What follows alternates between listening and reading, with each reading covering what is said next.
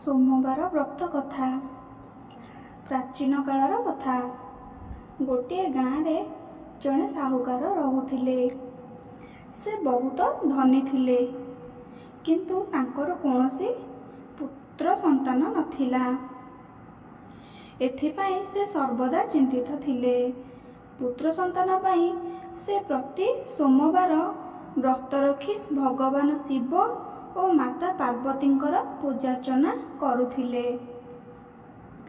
ଏବଂ ସନ୍ଧ୍ୟାରେ ଶିବଲିଙ୍ଗ ନିକଟରେ ଦୀପ ଜାଳୁଥିଲେ। ସାହୁକାରଙ୍କ ଏପରି ଭକ୍ତି ଦେଖି ଦିନେ ମାତା ପାର୍ବତୀ ଭଗବାନ ଶିବଙ୍କୁ କହିଲେ, ହେ ପ୍ରଭୁ, ଏହି ସାହୁକାର ଆପଣଙ୍କର ପରମ ଭକ୍ତ। ପ୍ରତି ସୋମବାର ସେ ବିଧିବିଧାନ ସହ ଆପଣଙ୍କର ପୂଜା କରୁଛନ୍ତି। ଆପଣ ତାଙ୍କର ମନୋକାମନା ପୂରଣ କରିବା ଉଚିତ। ଭଗବାନ ଶିବ କହିଲେ, ହେ ଗୌରୀ, ଏ ସଂସାର ହେଉଛି ଏକ କର୍ମକ୍ଷେତ୍ର। ଯେପରି କୃଷକ କ୍ଷେତରେ ଯେଉଁ ମଞ୍ଜି ବୁଣେ ସେହିପରି ଫସଲ ପାଏ, ଠିକ୍ ସେହିପରି ମନୁଷ୍ୟ ଯେପରି କର୍ମ କରେ ସେହିପରି ଫଳ ପାଏ। ଭଗବାନ ଶିବ ପୁଣି କହିଲେ ଯେ ସାହୁକାରଙ୍କ ଭାଗ୍ୟରେ ସନ୍ତାନ ସୁଖ ନାହିଁ। କିନ୍ତୁ ମାତା ପାର୍ବତୀ ପୁନର୍ବାର ଅନୁରୋଧ କରି କହିଲେ, ହେ ନାଥ, ତଥାପି ଆପଣ ତାଙ୍କର ମନସ୍କାମନା ପୂରଣ କରନ୍ତୁ।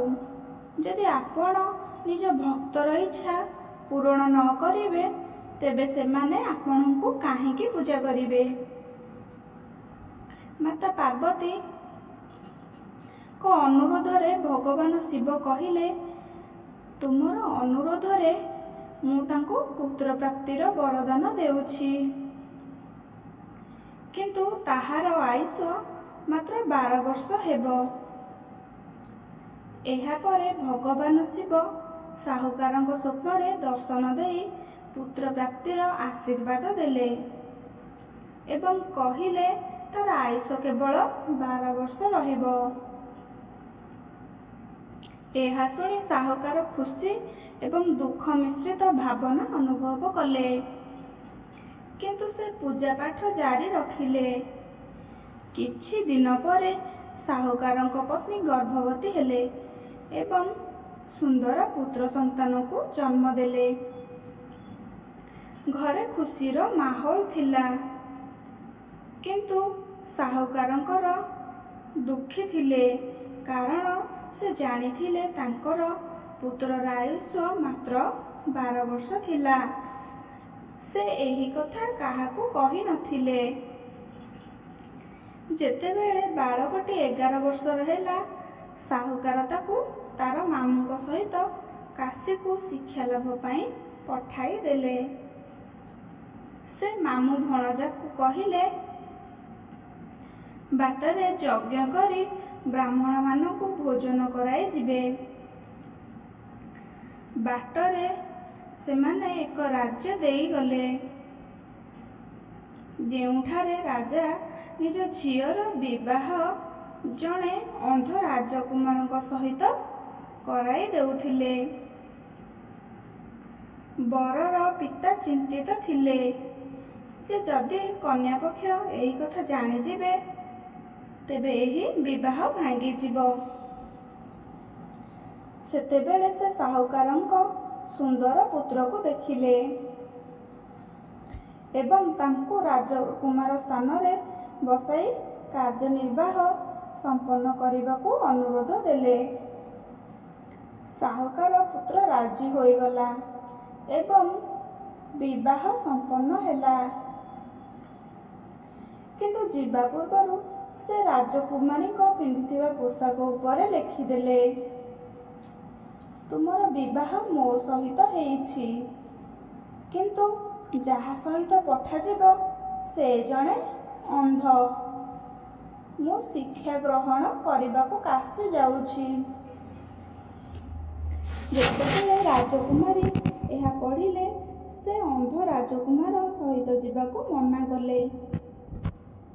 ଅନ୍ୟପଟେ ମାମୁଁ ଭଣଜା କାଶୀରେ ପହଞ୍ଚିଗଲେ।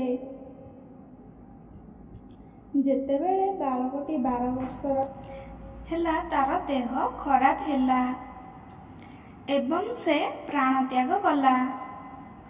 ଭଣଜାକୁ ମୃତ ଦେଖି ମାମୁଁ ବହୁତ କାନ୍ଦିଲେ। ସେହି ସମୟରେ ଭଗବାନ ଶିବ ଆଉ ମାତା ପାର୍ବତୀ ସେହି ବାଟ ଦେଇ ଯାଉଥିଲେ। କାନ୍ଦ ଶୁଣି ମାତା ପାର୍ବତୀଙ୍କୁ ଦୟା ହେଲା। ସେ ମୃତ ବାଳକକୁ ଦେଖିଲେ, ଯିଏ ସାହୁକାରର ପୁତ୍ର ଥିଲା। ମାତା ପାର୍ବତୀ ଭଗବାନ ଶିବଙ୍କୁ ବାଳକକୁ ପୁନର୍ଜୀବିତ କରାଇବା ପାଇଁ ଅନୁରୋଧ କଲେ। ନଚେତ୍ ତାର ପିତାମାତା ମଧ୍ୟ ପ୍ରାଣ ହରାଇଦେବେ। ଭଗବାନ ଶିବ ମାତା ପାର୍ବତୀଙ୍କ କଥା ମାନି ବାଳକକୁ ଜୀବନ ଦାନ ଦେଲେ। ସାହୁକାରଙ୍କ ପୁତ୍ର ଜୀବିତ ହେବା ପରେ ମାମୁଁ ଭଣଜା ଘରକୁ ଫେରିଲେ। ବାଟରେ ସେମାନେ ସେହି ରାଜ୍ୟରେ ପହଞ୍ଚିଲେ ଯେଉଁଠି ବାଳକର ବିବାହ ହୋଇଥିଲା। ରାଜା ତାଙ୍କୁ ଚିହ୍ନି ପାରି ନିଜ ଝିଅକୁ ତାଙ୍କ ସହିତ ବିଦା କଲେ। ଯେତେବେଳେ ସାହୁକାରଙ୍କ ପୁତ୍ର ତାଙ୍କ ପତ୍ନୀଙ୍କ ସହିତ ଘରେ ପହଞ୍ଚିଲା, ତାର ପିତାମାତା ଛାତ ଉପରେ ବସିଥିଲେ। ସେମାନେ ଭାବୁଥିଲେ ଯେ ଯଦି ତାଙ୍କ ପୁଅ ନ ଫେରିବ ସେମାନେ ଛାତ ଉପରୁ ଡେଇଁ ଆତ୍ମହତ୍ୟା କରିବେ। ଠିକ୍ ସେହି ସମୟରେ ତାଙ୍କ ପୁଅ ପହଞ୍ଚିଲା। ନିଜ ପୁତ୍ରକୁ ଦେଖି, ଜୀବିତ ଆଉ ବିବାହିତ ଦେଖି ସାହୁକାର ଆଉ ତାଙ୍କ ପତ୍ନୀଙ୍କ ଖୁସି କହିଲେ ନ ସରେ। ଏହାପରେ ସମସ୍ତେ ଜୀବନ ବିତାଇବାକୁ ଲାଗିଲେ। ହେ ଭୋଳାନାଥ, ଯେପରି ଆପଣ ସେହି ସାହୁକାର ପରିବାର ଉପରେ କୃପା କଲେ, ସେହିପରି ସମସ୍ତଙ୍କ ଉପରେ କୃପା କରନ୍ତୁ। ଯଦି ଆପଣଙ୍କୁ ଭିଡ଼ିଓଟି ଭଲ ଲାଗିଛି ତେବେ ଭିଡ଼ିଓକୁ ଲାଇକ୍ କରନ୍ତୁ ଏବଂ ଚ୍ୟାନେଲରେ ନୂଆ ହୋଇଥିଲେ ଚ୍ୟାନେଲକୁ ସବସ୍କ୍ରାଇବ୍ ନିହାତି କରନ୍ତୁ